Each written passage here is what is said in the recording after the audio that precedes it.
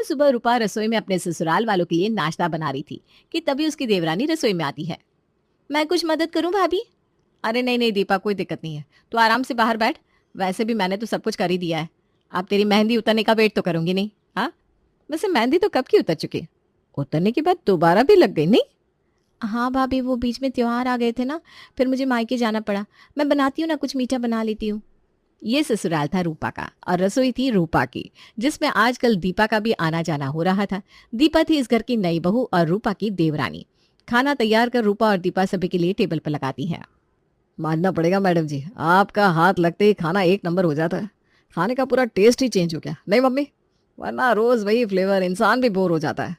वो तो होता ही है बेटा, तभी तो लोग कहते हैं काम वालियों से खाना नहीं बनवाना चाहिए। घर की बहुओं के हाथ से बने खाने का स्वाद ही अलग होता है, इसीलिए तो बहू को गृहिणी कहा जाता है। बाकी हाथ से तो फर्क पड़ता ही है। आपको याद है जी, मेरी शादी के बाद कैसे आप हमेशा मुझसे आलू के पराठे बनाने को कहते थे? किसी और के हाथ का पराठा इनके हलक से नीचे ही नहीं उतरता था। बिल्कुल सही कह रही है मम्मी, आज खाना अलग अलग लग रहा है। Good Deepa, good. सभी के बीच दीपा की तारीफ हो रही थी। ये सुनकर नेहा अपनी बड़ी भाभी से फुसफुसा कर कहती है, कोई मुफ्त में मेरी तारीफ कर दे तब तो आप लड़ पड़ती थी भाभी। और यहाँ आपकी देवरानी की तारीफ पे तारीफ, तारीफ पे तारीफ हो रही है और आप गूंगे बैरे की तरह चुपचाप सुने जा रही हैं। तो क्या करूं, दीपा को जाकर थप्पड़ जड़ दूं क्या? हाँ, जड़ भी सकती हैं आप। आफ्टर ऑल आप घर की बड़ी बहू है। हॉल में ही बैठी हुई थी, मैंने देखा कैसे सिर्फ मीठा बनाकर तारीफ दीपा भाभी ले गई। और मीठा भी क्या, ये खीर? चावल तो सही से उबले भी नहीं, पूरा खाना आपने बनाया था। फिर भैया को खाने का टेस्ट अलग कैसे लगने लगा? किस्मत किस्मत की बात है, यही काम आप रोज करती है तो किसी को दिखता नहीं, और आज दीपा ने हाथ लगा दिया तो उन्हें तारीफ मिल गई। बोल लीजिए दीदी, आपके दिमाग में क्या चल रहा है नहीं जानती क्या मैं? मिट्टी का तेल है आप, और चाहती हैं कि मैं भिगोई हुई बाती की तरह जलती रहूं और आपके आजू बाजू उजाला हो जाए। ये गलती मैं बिल्कुल नहीं करूंगी, मुझे पता है मैं क्या कर रही हूँ और क्यों। एक दोपहर राज वक्त से पहले ही ऑफिस से घर लौट आता है। राज को घर पर देख कर रूपा कहती है, क्या बात है भैया, आज आप दोपहर को ही ऑफिस से घर वापस आ गए? दीपा के साथ कहीं बाहर घूमने जाने का प्लान है क्या? अच्छा, इस बारे में मुझे तो कुछ नहीं पता। अभी कुछ दिन पहले तो हनीमून से होकर आए हो तुम दोनों। हाँ, उसके बाद तो दीपा अपने मायके चली गई थी मम्मी जी। ठीक है, बच्चे हैं, अब जब हम बड़े बैठे हैं काम संभालने को तो घूमने दीजिए इन्हें। इन्हीं बातों से तू मेरा दिल जीत लेती है बहू। बड़प्पन सबसे बड़ी चीज होती है जो तुझ में कूट कूट कर भरी पड़ी है। अरे एक मिनट एक मिनट, आप दोनों खुद ही बोलती रहेंगी या मुझे भी बोलने देंगे?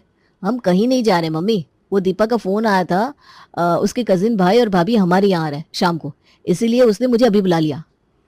अरे ये तो बहुत अच्छी बात है, जाइए जाइए भैया, आप तैयार हो जाइए। जैसे ही राज कमरे में जाता है रूपा अपनी सास से कहती है, मम्मी जी मेहमान आने वाले हैं तो उस हिसाब से खाने का अरेंजमेंट भी करना पड़ेगा ना। आफ्टर ऑल हमारे सम्मान और प्रतिष्ठा पर बात आ जाएगी, तो कुछ 5-6 हज़ार रुपया आप दे देती तो। हाँ बेटा, अभी देती हूँ, ये ले तिजोरी की चाबी, पैसे निकाल ले। नमकीन, काजू और पिस्ता तो लेते हैं आना, टेबल पर ड्राई फ्रूट्स दिखने चाहिए। नई बहू के मायके वालों की बात है, कुछ भी कमी रही तो 2 मिनट नहीं लगेंगे बात बनने में। और 5 की जगह निकाल लेती है रूपा अपनी सास की तिजोरी से 9,000 रुपए। नेहा दीदी चाह रही थी कि बेकार में मैं अपनी देवरानी से कलेश कर लूं और मम्मी जी के सामने बुरी बन जाऊं। वो 2 मिनट का तमाशा कहाँ इन पैसों के सामने टिक पाता। अब 1,000 रुपए का नाश्ता लाऊंगी और बाकी सारे पैसे जेब में। रूपा जाती है मार्केट और दुकानदार को लिस्ट देकर कहती है, ये सारी चीज 100-100 ग्राम तोल दो भैया।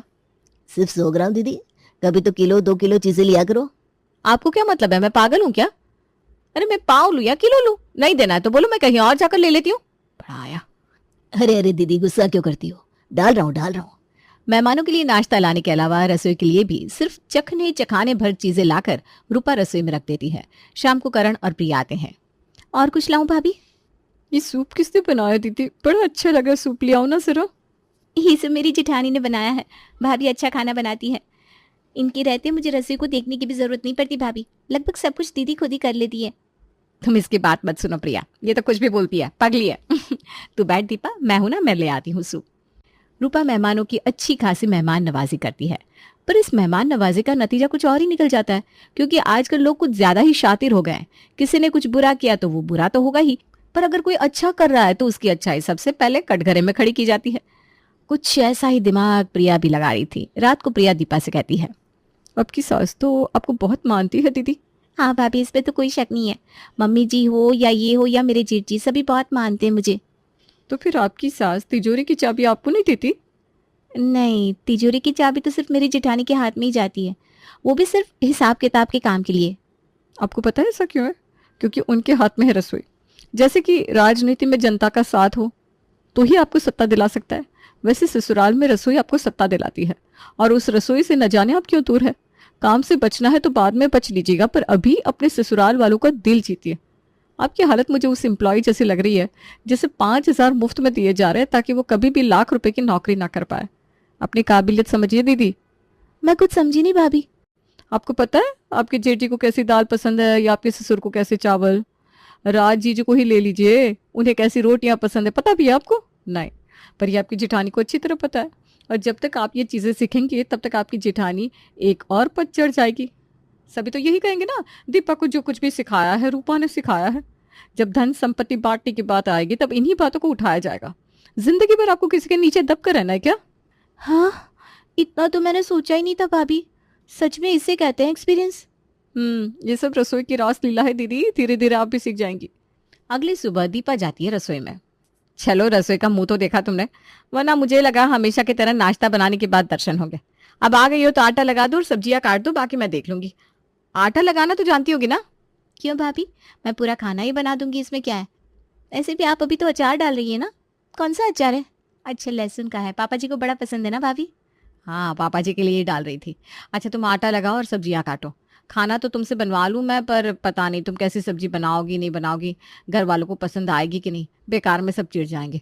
आधे घंटे में सभी नाश्ता मांगने लगेंगे। अब कब मैं तुम्हें सिखाऊंगी और कब खाना बाहर लगेगा? ये सब फ्री टाइम में करने वाली चीजें हैं। अभी बहुत बिजी हूं मैं, सवेरे सवेरे ना टाइम बहुत कम रहता है मेरे पास। पर आपको मुझे सिखाना ही क्यों है भाभी? मुझे तो पता है। राज जी जरा कच्ची रोटियां खाते हैं, मतलब वो रोटियां जो सिर्फ तवे पर ही सेकी गई हो। आग में अगर फुलके को फुला दिया जाए तो वो फुलके नहीं खाते। पापा जी को पसंद है सिर्फ गोभी की सब्जी, मम्मी जी की तरह आलू गोभी नहीं। जेठ जी काली सरसों और लाल मिर्च की छौंकी हुई दही के साथ रोटी खाना पसंद करते हैं। और भी बताऊं या शक दूर हो गया आपका? आप आराम से अपना काम कीजिए, नाश्ता मैं बना लूंगी। और वक्त पर सभी का नाश्ता बनाकर दीपा टेबल पर पहुंचा देती है। मान गए भाभी आपको, एक ही दिन में अपनी देवरानी को ट्रेन कर दिया आपने। गुरु भी अपने चेले को सारा ज्ञान नहीं देता, पर यहाँ तो आपने सारा ज्ञान गुण सब सिखा दिया दीपा भाभी को। पर अफसोस ये कि अब आपको पूछेगा कौन। अरे, पर मैंने कुछ बताया ही नहीं उसे। कहीं आपने तो नहीं बता दिया? मुझे तो लगा था अभी इन चीजों को सीखने में दीपा को साल भर लग जाएगा और इतने दिन मुझे अकेले ही काम करते रहना पड़ेगा। पर ये तो एक ही दिन में रसोई की सारी नॉलेज लेकर आ गई। कोई बात नहीं, मुझे क्या, मेरे लिए तो अच्छा ही है। करे काम, मेरा काम हल्का हुआ। मैं भी जरा देवरानी आने का आनंद ले लूं। दीपक को तो नया नया जोश चढ़ा था अच्छी बहू बनने का। रूपा के रसोई में जाती ही वो उसके बगल में आकर खड़ी हो जाती और दूसरे स्टोव पर कुछ न कुछ बनाने चढ़ा देती। तुझे दिख रहा है ना मैं यहाँ काम कर रही हूँ, तो बार बार मेरे बगल में आकर क्यों खड़ी हो जा रही है? 10 मिनट में खाना नहीं परोसना है हमें, 1.5 घंटा है हमारे पास। मैं एक बार यहाँ दूध उबाल कर हटा दूं, उसके बाद तू कर लेना अपना काम। दो काम क्या आ गए, अपने आप को मास्टर शेफ ही समझने लगी तू तो। तुझे पता भी है कौन कितने बजे क्या खाता है? बेकार में हड़बड़ा रही है। अभी खाना बना कर रख देंगे हम तो खाने के वक्त तक तो खाना ठंडा हो जाएगा। दोबारा गर्म करके सबको परोसना पड़ेगा, और दोबारा गर्म किया हुआ खाना इस घर में कोई नहीं खाता।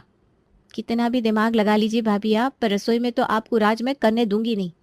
जानबूझकर दीपा पसीना पोंछने का ड्रामा करती हुई बाहर हॉल में आती है और पंखा चालू करके बैठ जाती है।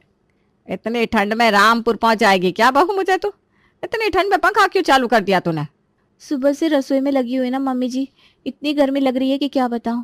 बस 2 मिनट पंखे में खड़ा रहने दीजिए, तब तक कुकर की सीटी आ जाएगी, फिर रसोई में जाना ही होगा ना। मान गए, आखिर सारा काम सिखाई दिया रूपा ने तुझे।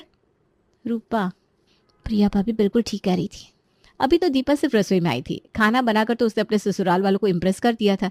अब बारी थी रसोई को अपना बनाने की। शाम को सभी को चाय देने के बाद दीपा अपने कमरे में जाकर लेट जाती है और उसके पीछे जाती है रूपा रसोई में। अब ये रसोई मेरी भी है तो ये मसाले के डिब्बे, ये फ्रिज, ये सब्जियां सब मेरी मर्जी से रखे होने चाहिए। रूपा पूरी रसोई का फेर बदल अपने हिसाब से कर देती है। रात को खाने के वक्त जब दीपा रसोई में जाती है और उसे कोई सामान अपनी जगह पर नहीं मिलता तो चिढ़ जाती है। कितना बेटा बच्चा करके रखा मैंने तुझे, उसके बाद भी ये हरकतें कर रही है तू। मैं जब इस घर में आई थी तब भी ये स्टोव खिड़की के पास ही था, तूने स्टोव की जगह ही बदल दी। अब कुछ गलत चल रहा है तो उसे गलत चलता रहने दूंगी क्या भाभी? आपको वास्तु का ज्ञान नहीं है तो मैं क्या करूं? चूल्हे का मुंह कभी इस दिशा में नहीं होना चाहिए, हमेशा उत्तर की दिशा में होना चाहिए, तो रख दिया मैंने उत्तर की दिशा में। आप ठहरी हाइट में लंबी तो आपने सारे मसाले चढ़ा दिए ऊपर। अब मुझे उतारने में दिक्कत होती है ना, तो मैंने अपनी सहूलियत के हिसाब से डब्बे नीचे रख दिए।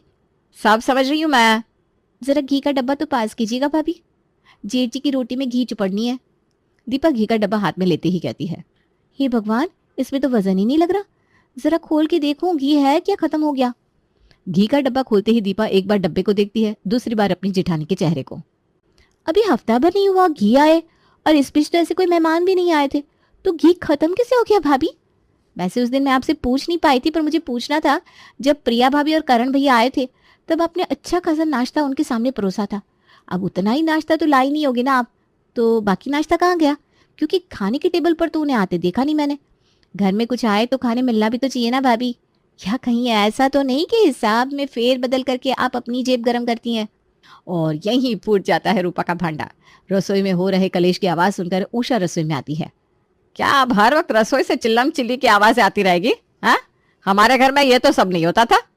अब सामने गलत देखकर आंख बंद कर लूं क्या मम्मी जी? मैं हिसाब में बहुत ऊपर नीचे करती हैं भाभी। यही पैसे मेरे हाथ में होते ना तो आधे से ज्यादा पैसे बचा लेती मैं। तो आज से पैसे दीपा को सौंप दीजिए मम्मी जी, और रसोई भी। ना मैं रसोई में आऊंगी और ना ही हिसाब के बारे में पूछूंगी। और यहाँ रूपा अपना मास्टर स्ट्रोक चला देती है। अगली सुबह 6 बजे ही सुरेश चाय चाय की रट लगाना शुरू कर देता है। अरे यार दीपा, पापा को जाकर चाय दे दो ना, कब से आवाज कर रहा है। अरे भाभी देगी, मैं क्यों दूं? अरे मैं तो भूल गई थी, आज से रसोई मेरे से मैं। भागती हुई दीपा रसोई में जाती है और अपने ससुर के लिए चाय बनाने के लिए दूध ढूंढने लगती है, पर फ्रिज में दूध तो था ही नहीं। मम्मी जी, फ्रिज में दूध नहीं है। दूध कैसे आएगा? वो कल का दूध तो रात में खत्म हो गया था। सुबह 5:30 बजे रूपा तबेले से दूध लेकर आती है। क्या?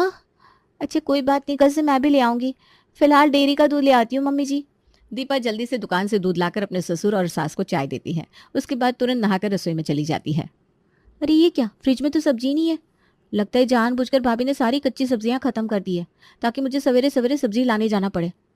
नहीं नहीं भाभी, आप गलत समझ रही हैं। हमारे घर में रोज ताजी सब्जियां आती हैं।